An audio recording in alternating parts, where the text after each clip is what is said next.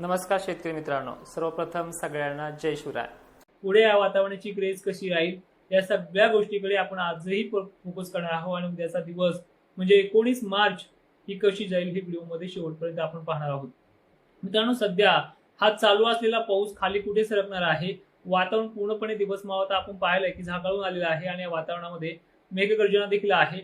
भलेही त्याची 100% व्याप्ती नाहीये, तुम्हाला मी मागे पण सांगितले 35% भागांना तो घेणार आहे आणि तो घेत चाललेला आहे आणि अनेक भागांमधनं आपल्या अंदाजासाठी किंवा इतर तज्ञांच्या अंदाजासाठी रोकथाम केलेला आहे। त्या जिल्ह्यांच्या शेतकऱ्यांना विनंती आहे, मी तुमच्यावरती अन्याय होऊ देणार नाहीये, मान्सून काळातही तुम्हाला साथ देणार आहे। ठीक आहे, फक्त ह्या काळामध्ये द्राक्ष बागायतदारांचं नुकसान नको म्हणून आपण आपल्या अंदाजामध्ये थोडं थांबलेलो आहे। तर तसेच अहिल्यानगरमध्ये देखील उत्तरेकडील भागांना, शिर्डी वगैरे भागांना पावसाची मजल चालू झालेली आहे। पाऊस अनेक ठिकाणी या भागात चालू झालेला आहे। छत्रपती संभाजीनगरकडे देखील पश्चिमेकडनं पाऊस येतोय, शिर्डी भागाकडनं निघलेला आहे। गंगापूर भागात देखील लवकरच शितोडी सुरू होतील। वैजापूरकडे देखील जाणार आहे। परत कन्नल, सिल्लोडमध्ये मगाशी वादळी झालाय, अजूनही तिकडे जाणार आहे। वैजापूरमध्ये काही ठिकाणी तो पडणार आहे। ज्यांची हळद वगैरे राहिली असेल त्यांनी झाकून घ्यायचे। बीडमध्ये देखील मेघगर्जनेसह गारपिटीचा इशारा देखील नक्कीच तुषार माळीसर नाही सांगत। सांगलीच काय, अजूनही कोणत्या जिल्ह्याला गरज असेल नसल्या अंदाजाची बिलकुल नाही सांगणार। तुमचा जिल्हा का माझा फायदा करत नाहीये, मी बिलकुल नाही सांगणार म्हणजे नाही सांगणार। परत मला कमेंट तशी वाईट करायची गरज नाहीये। तुमचा सांगली, परत तुमचा नाशिक, तुमचा पुणे, तुमचा पंढरपूर आणि राहिलेल्या साईडला मला सातारा जिल्ह्याने अजूनही टॉर्चर केलं नाहीये। त्या जिल्ह्याचं नाव घेत राहणार आहे। त्या जिल्ह्यात एक जरी कमेंट आली तोही जिल्हा वगळणार आहे। माझ्यासाठी विदर्भ आणि मराठवाडा खूप चांगली गोष्ट आहे। ठीक आहे, आमचा शेतकरी गरीब आहे पण तुमच्यासारखा नाहीये मोठ्या आवाजाचं काम करणार। माजलगाव परिसर देखील वडवणी परिसराकडे लवकरच मेघगर्जनेसह पाऊस येते। परळी व जिल्ह्यात भागातील शेतकरी देखील सकाळी दिलेल्या व्हिडिओनुसार आपल्या भागात देखील वातावरण ऍक्टिव्ह असते। हिंगोलीकडे देखील जाणार आहे। लातूरकर, तुम्हाला वाटत असेल की आमच्याकडे आज वातावरण नाहीये, केज पर्यंत त्यांनी मजल मारली आहे, तुमच्याकडे देखील येते आणि 35%च्या प्रमाणे हे वातावरण ऍक्टिव्ह असणार आहे।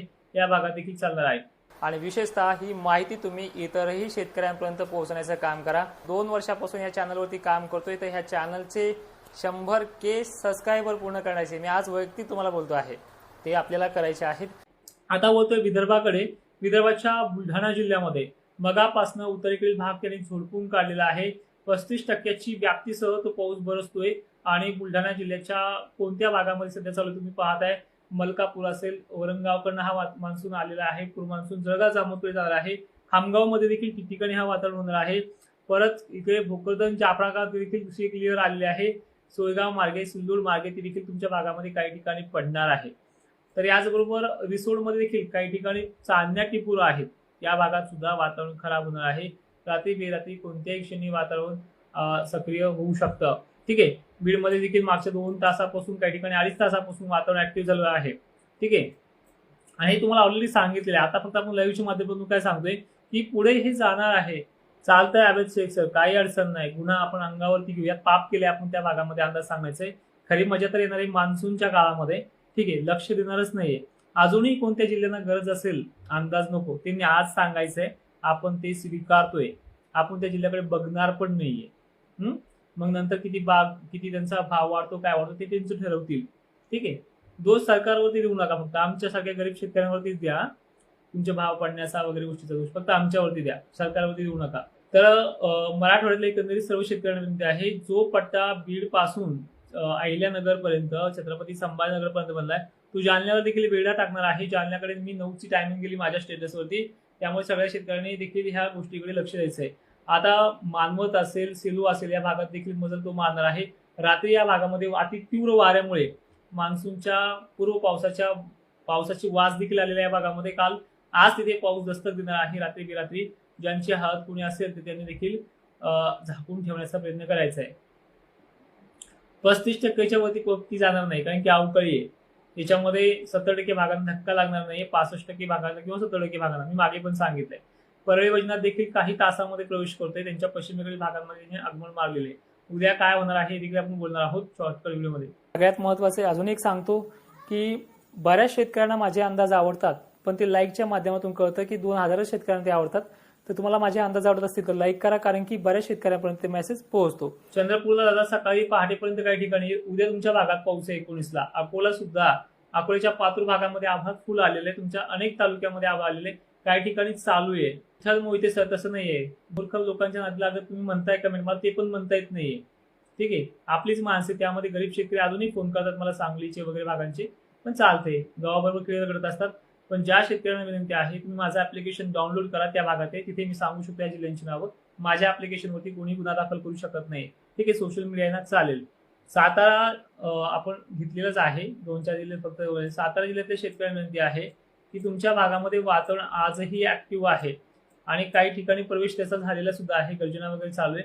तर तुमच्या भागामध्ये खटाव असेल, पूर्व भाग असेल, म्हसवडकडील साईड असेल, या भागाकडे तिथे वातावरण ऍक्टिव्ह असणार आहे. 1-2 ठिकाणी थोडे बारीक सारीक गारा देखील पडू शकतात. कडाष्टीला देखील मगाशी पाऊस झालाय. सर आणखी कमेंट, देलगूर मध्यरात्रीपर्यंत येऊ शकतो बघा. सगळं तुमच्या भागामध्ये थोडं नाजूक आभाळ आलेले, कालसर कलरचं पश्चिमेकडनं मगाशी दिवस मावता, तेच आभाळ परत ऍक्टिव्ह होणार आहे. ज्या ठिकाणी अतितीव्र गरमी असेल, एक विनंती करतो, ज्या ठिकाणी अतितीव्र गरमी असेल त्या ठिकाणी वादळ राहू शकतं. कुठला भाग? जालन्याचा भाग, बुलढाण्याचा भाग, इकडे परभणीचा भाग, केज, धाराशिवचा देखील भाग, त्या भागामध्ये वादळ राहू शकते. नक्कीच ना वाघ सर, वैजनाथ वाघ सर, आपण काय करणार आहोत की काय गरज आहे आपल्या मराठवाडा आणि खानदेश पण खूप चांगला व्यक्ती आहेत, खानदेशमध्ये पण सगळ्या जिल्ह्यामध्ये. ह्या लोकांची साथ नाही सोडायची आपल्याला. खानदेश असेल, विदर्भ असेल, मराठवाडा सुद्धा असेल, माणसं मानली आणि गरीब भाग आहे हा सगळा. सोयाबीन, कापूस उत्पादक शेतकरी आहे, भलेही बागायतदार नसला इतर लोकांसारखा, पण चांगला शेतकऱ्यांचा स्वभाव इथे.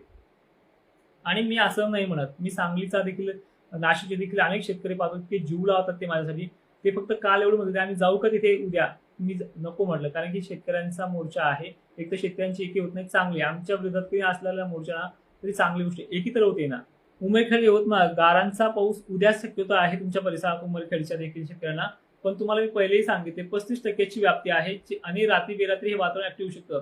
मी तुम्हाला एक रोखोक सांगण्याचा प्रयत्न करतो. मी मगाशी पण व्हिडिओमध्ये सांगितले, मराठवाड्यातल्या आणि विदर्भातल्या सर्व जिल्ह्यांमध्ये उद्याच्या संध्याकाळपर्यंत, आजची सुद्धा रात्र डेव्हलपमेंट आहे, 35% व्याप्ती तो पूर्ण करणार आहे. आज आणि उद्या संध्याकाळपर्यंत हा पाऊस अनेक ठिकाणी जाणार आहे. ज्या ठिकाणी असं वाटतं की आपल्याकडे आज आभाळ नाही, रात्री देखील असणार आहे. राजूरला देखील पाऊस होणार आहे, राजूर परिसरामध्ये सुद्धा. ही कमेंट आली होती. नक्कीच खानदेशकडून धन्यवाद. मान्सून काळामध्ये सर्वांना साथ देणार आहोत. जिंतूर, परभणी, हिंगोली पावसाळी काळ नाही धोक्यामध्ये. बघा, जिंतूरला देखील आहे, परभणीला देखील आहे. फक्त थोडं धीर धरा, रात्री 10-11 वाजेपर्यंत तुमच्यापर्यंत येईल तो. जनावरे बीडच्या शेतकऱ्यांनी, परभणीच्या शेतकऱ्यांनी जनावरे सुरक्षित ठिकाणी बांधायचे आहेत. भलेही तुमच्या गावाला पेंडवलता पडू द्या, पण वारं कावरायचं सांगता येत नसतं गावानुसार. त्या शेतकऱ्यांना विनंती आहे, तुम्ही जनावरे आतमध्येच बांधा. एक टफ एरिया बीड, शहागड, वडवणी पट्ट्यापासून ते गेवराईपर्यंत मजल मारलेले, गेवराईपर्यंत प्रवेश केलेला आहे आणि लवकरच तिथे तो सुरू देखील होणार आहे. नक्कीच देऊळगाव राजाला सुद्धा आज आणि उद्या धोका आहे. मी आता उद्याचा शेड्यूल सांगण्याचा प्रयत्न करू. उद्याची 19 तारीख नांदेड भागामध्ये प्रवेश जास्त करेल. 19 तारखेला नांदेड यवतमाळ परिसर आहे, जो यवतमाळ परिसराच्या मला मगाशीपासून कमेंट येत आहेत. चिंता करू नका. हे बघा, 2-3 तारखा अशा सांगितल्या तुम्हाला मी, त्यावेळेस त्या तारखेला तितकी टक्केवारी पूर्ण होणारच आहे. आणि मी तुम्हाला वारंवार माझे शब्द दिलेले आहेत, ते खरे करून पण दाखवलेले आहेत. भले मग 10-5% मागे पुढे होतंय. उद्या देखील छत्रपती संभाजीनगरला काही ठिकाणी असेल, देऊळगाव राजा, बुलढाणा या भागात देखील असेल. धुळे जिल्ह्यात उद्या 19 तारखेला पूर्ण शेकदा आहे, आज झालायच, रात्री पण होणार आहे.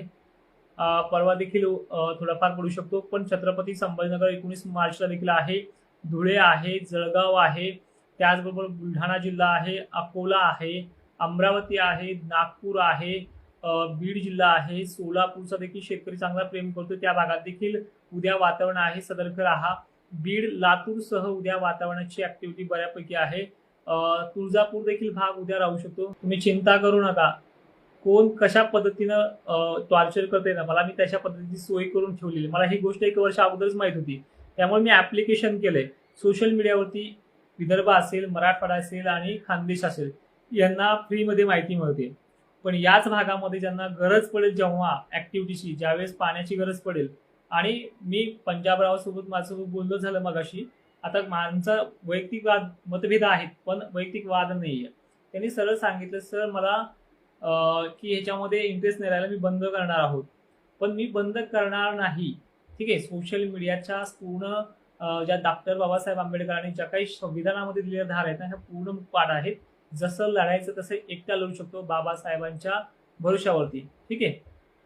पण मान्सूनच्या काळामध्ये बेठीस धरणार म्हणजे धरणार, ज्यांनी आज टॉर्चर केले ना त्यांना.